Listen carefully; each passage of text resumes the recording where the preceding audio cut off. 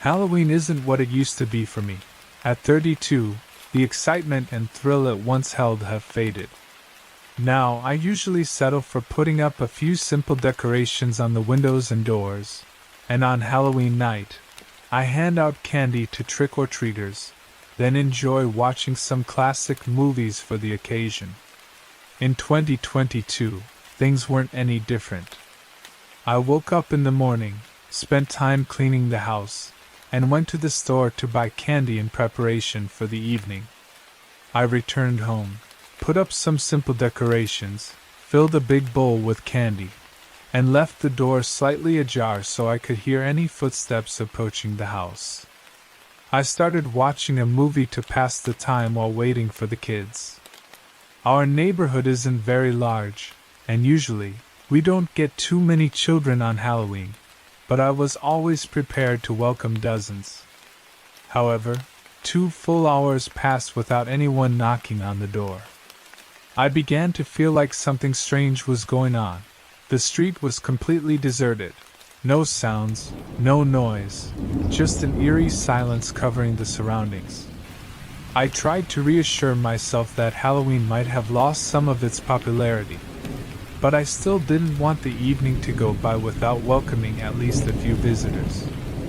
I sat on the couch, surrounded by soft shadows, and started another movie. It was around 6:30 when the doorbell rang for the first time, making me eager with anticipation. I quickly got up, happy that the first visitor had finally arrived. I picked up the candy bowl and headed to the door, and when I opened it slightly, I noticed someone standing there. He was wearing a strange costume with a white mask that covered his face completely except for his eyes, and he was staring directly inside, as if he was watching me. I felt uneasy, but I smiled innocently and asked him to take some candy. He didn't speak. He just quietly extended his hand to grab one piece of candy, and I noticed that his hands were unusually thin and long, and his eyes bore signs of fatigue. It seemed to me that he was older than the usual kids, but I didn't want to embarrass him, so I let it slide. Maybe he was just a child who looked older due to his height and thinness. After he left, I felt a sense of relief and went back to my spot in front of the TV. But my heart didn't settle completely. Something about the way he looked inside the house stayed in my mind. I decided to put the incident behind me and continued watching the movie. It was barely 15 minutes later when I heard the faint sound of footsteps outside. Maybe it's another child, I thought, and quietly got up. But when I turned around, I saw someone standing inside my house, right by the front door. It was the same person with the white mask I had seen earlier, but now he was fully inside. I felt a chill run down my spine, and I hesitantly asked, "Can I help you?" He didn't respond. He just kept staring, his eyes intense, filled with exhaustion and unease. Heavy moments passed, and then he slowly retreated and left the house. It felt like a nightmare. After he left, I cautiously approached the door to make sure it was securely closed. I saw him walking away down the path leading from my house, but he kept looking back repeatedly as if expecting me to follow or watch him. This time, I closed the door firmly, but my heart kept pounding wildly. It was impossible that he was just a child. There was something strange and suspicious about everything that happened, and I didn't feel comfortable at all having him around in the street, especially on Halloween night. I decided to call the police. I grabbed my phone and started dialing, and during that time, I heard the sound of footsteps approaching the door again. Fear overwhelmed me, so I walked toward the door and looked through the peephole. This time, it wasn't the previous person, but a man in his mid-40s, dressed in regular clothes, a long-sleeved brown shirt and jeans. He looked like an ordinary person searching for something. He called out softly, Hello, I'm looking for my child. Have you seen him? I felt confused. The man looked so normal, but his eyes were bloodshot, and the dark circles beneath them made it clear that something was wrong. I backed away silently and continued to call to the police from the adjacent room. A few minutes later, the calm returned to the area, but the man had vanished. When the police arrived, they inspected the surroundings, and we quickly found a white costume hidden among the bushes next to my house. The white mask had been hastily discarded, as if it had been removed in a moment of panic. The man had tried to disguise himself as someone else, and it was clear that his intentions were far from innocent. Unfortunately, they weren't able to catch him that night. I stood by the door, reflecting on everything that had happened, wondering what he was really after and what he intended to do. That night left me feeling uneasy, with a strange sense of dread whenever I recalled those chilling moments.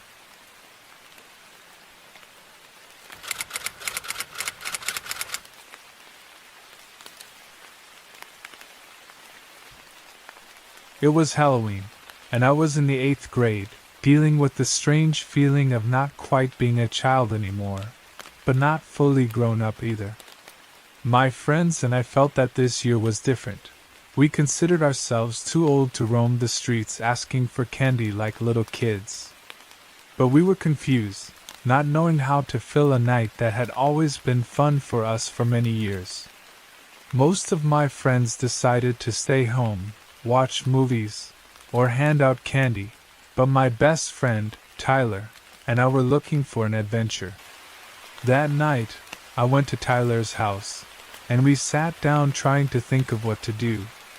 Tyler mentioned that he had heard about a mysterious place in the woods, an abandoned tunnel, or an old mine that nobody knew much about. We knew it existed, but we didn't know its full story. Tyler insisted that we had a rough map based on directions he got from a friend. We agreed to go out and explore it. There was something tempting about stepping into the darkness and facing the unknown.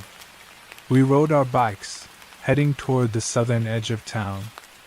As we moved away from the houses and the crowded streets, a quietness settled over us, and the houses became fewer and far between. We expected to see other kids on the way, but there was no one, which made us feel like the entire night belonged to us alone.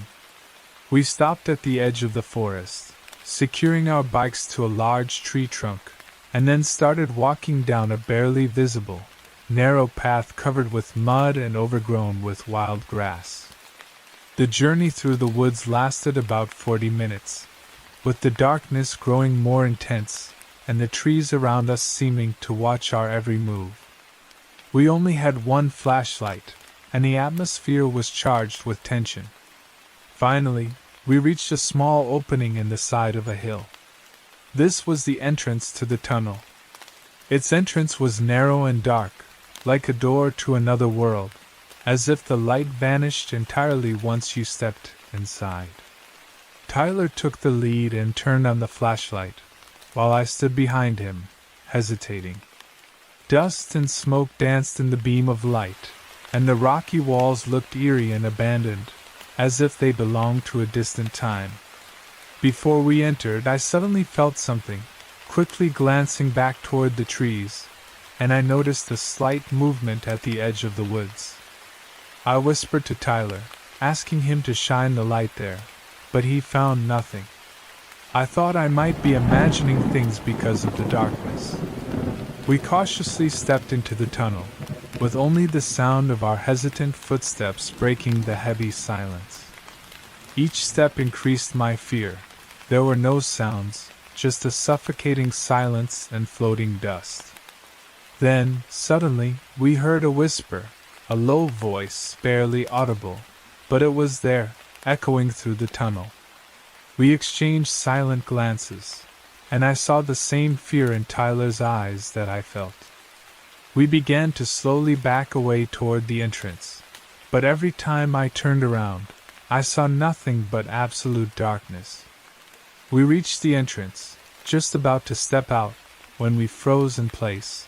There was a man standing in the clearing before us, staring at us. He was dressed in regular clothes, but his face was strange, as if it belonged to another world, expressionless and eerie. We didn't wait to find out who he was. We sprinted toward the trees with all the strength fear could give us. We ran without stopping until we felt we were safe among the dense shadows of the trees. We stopped to catch our breath, and began discussing what we had seen. Who was that man? Why was he standing alone in the dark? The scariest thought was that he might have been trying to trap us inside the tunnel, but we managed to escape at the last moment. When we got back to town, our hearts were still pounding, and our bodies were trembling from the tension. We didn't know what would have happened if we had stayed in the tunnel for a few more minutes, but we were certain that we had avoided something terrifying. And as strange as that night was, it left me with a lesson I never forgot. Sometimes, curiosity can lead you to places you shouldn't be.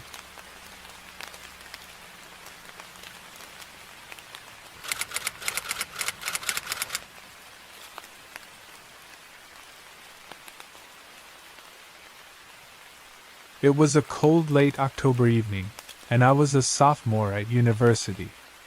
I lived in a small dorm room with my roommate Kylie. We were different in many ways. She was social and cheerful, while I was more reserved and introverted. We didn't talk much, but we coexisted peacefully, each respecting the other's privacy. As Halloween approached, Kylie started planning for it enthusiastically.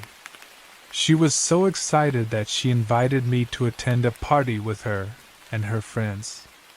At first, I refused. I wasn't a fan of parties, preferring to stay in the room, read a book, or watch a movie. But Kylie didn't give up. She kept insisting, saying that I'd have fun, that I might meet new people, and that it was a chance to break out of my routine. After her repeated attempts, I finally agreed, and I bought a cheap, funny costume from a Halloween store, a shabby, torn ghost costume. I thought the goal was to have fun, not to look elegant. At exactly 8 p.m., Kylie ordered an Uber to take us to her friend's house where the party would be held. The place wasn't far, just a 10-minute drive from campus, but since it was a small town, it felt like we were in a completely different area. The house was on a quiet, dark street, its front decorated with bright orange lights, and the yard filled with inflatable Halloween figures. The atmosphere was comfortable, and the party vibe was lively. As soon as we went in, I noticed that the party wasn't as crowded as I had expected. There were only about 10 to 15 people, all around my age. Although I was a bit nervous at first, I soon began to relax. We played a few games and had a couple of drinks, and I actually started enjoying myself. I was even grateful that I decided to come. As the hours passed, the party became noisier, but I was feeling exhausted and worn out by 1 a.m. I looked for Kylie in the crowd to tell her I wanted to leave, but I found her sitting on the couch, laughing loudly with her friends, clearly very drunk. She told me she would stay the night with her friends, so I had no choice but to leave alone. I stood outside in the cold night, trying to decide what to do. I opened the Uber app on my phone but saw that the trip would cost $30, an amount I couldn't afford. I had had a couple of drinks, which clouded my judgment, and I decided to walk back to campus. It's just a simple nighttime stroll, I told myself. A 10-minute car ride wouldn't take more than 40 minutes on foot, right? I started down the dark road, leaving the house's bright lights behind. The street was almost deserted, and the street lights were far apart, casting long patches of darkness between each lamp. I kept walking, trying to stay calm, but I suddenly noticed a car behind me. It seemed to have been parked on the side of the road, but every time I looked back, it was closer. My heart began to beat faster, and I grew more cautious, trying to convince myself that it was probably just a lost driver. Suddenly, the car vanished from my sight. The fog was starting to thicken, and I couldn't see them. Maybe they turned around, but something inside me didn't feel right. I kept walking, feeling a strange sense of being watched. After a few more minutes, I heard an engine behind me. I turned around and saw the car emerging from the fog again, its headlights turned off. It slowed down beside me, and the driver rolled down the window. He was a man with a patchy beard and a strange smile on his face. "Where are you heading? It's pretty late to be walking alone out here," he said in a calm voice, but his tone made me feel uneasy. I tried to ignore him and continued walking, but the car moved alongside me, persistently following my steps. "I can give you a ride. You shouldn't be out here alone," he shouted through the window, his voice growing more intense. I glanced over at him and saw something unsettling in his eyes, a hard, determined look that made me feel like he wasn't planning to let me go. I tried to speak, but my words came out jumbled, and before I could say anything, he suddenly stopped the car and opened the door. Panic surged through me, and I started running toward the middle of the street, waving my arms desperately to call for help. Just then, another car's headlights pierced through the fog, lighting up the scene. The man quickly got back into his car, shut the door, and drove off as the other car slowed down. The second driver was a guy from the party, on his way home. I recognized his face, though I didn't even know his name. I told him what had happened, and he offered to drive me back to campus. I had never been so terrified before, but I was incredibly grateful that luck was on my side and that I managed to escape. If that car hadn't shown up at just the right moment, who knows what could have happened?